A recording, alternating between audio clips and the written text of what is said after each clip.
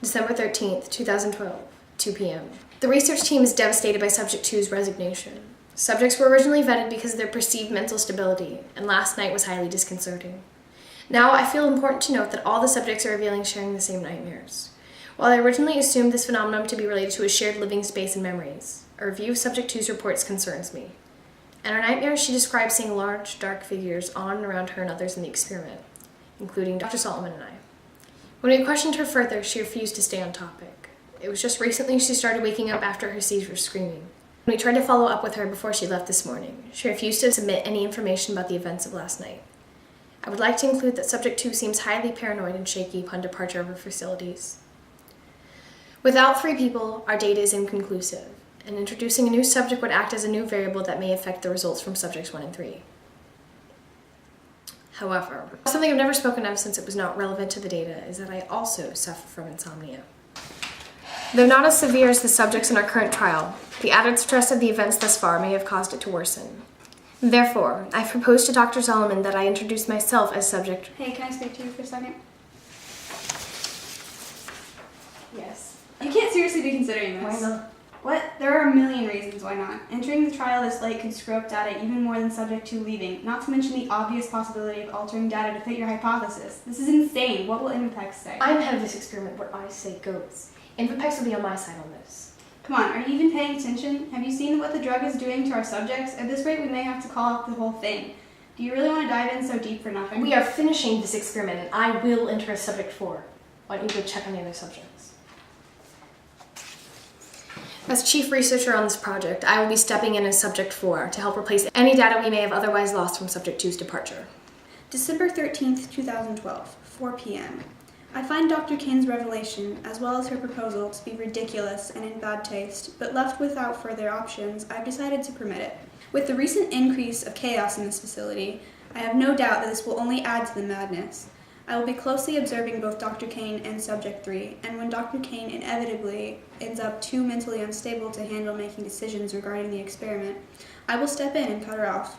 She will then proceed to being just another subject, and I will do my best to complete the research necessary and then terminate the study, probably still too soon for Dr. Kane's liking. December 14th, 2012, 9:30 a.m. Last night was my first night taking Derzovital, and so far I've noticed no symptoms. Subject 1 has continued to show improved sleep, whereas Subject 3 shows increased restlessness during sleep. Dr. Solomon and I fear he may be a danger to himself, and we are debating restraining him during sleep hours, with consent.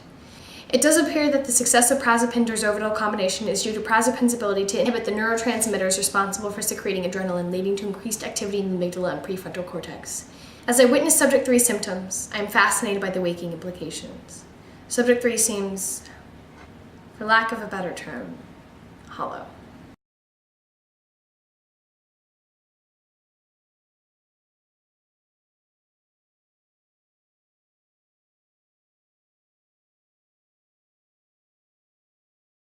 December 15th, 2012, 2 p.m. Last night, Subject 3 obtained a knife and cut his arm before Dr. Kane intervened and prevented him from causing further harm. After reviewing the previous night's footage, it appears this incident occurred due to a door lock malfunction between the kitchen and the lab. Obtaining written consent to restrain Subject 3 at night was difficult due to his lack of responsiveness over the past few days, but with much prodding, I obtained it. December 16th, 2012, 6 p.m. After much discussion with Dr. Solomon, I have agreed to continue just as a subject for the duration of the experiment. The nightmares I've experienced are affecting my ability to view this experiment objectively, and I must therefore rescind my lab clearance.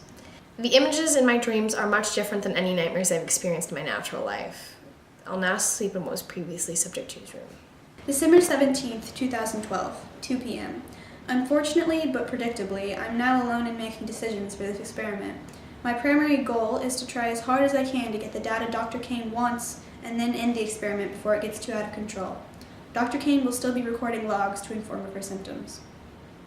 December 18th, 2012, 11 a.m. Subject 3's condition is worsening. I hypothesize that this is his mental coping response to the intense nightmares. He may be emotionally shutting down to prevent further fear. During the day, he is only barely responsive to social stimuli. However, the nightmares are still getting to him, and he doesn't sleep much. He is also eating notably less than he did in the beginning. His brain activity is all over the place, with temporal lobe function seeming to slow down, but amygdala function still way higher than normal, both awake and asleep.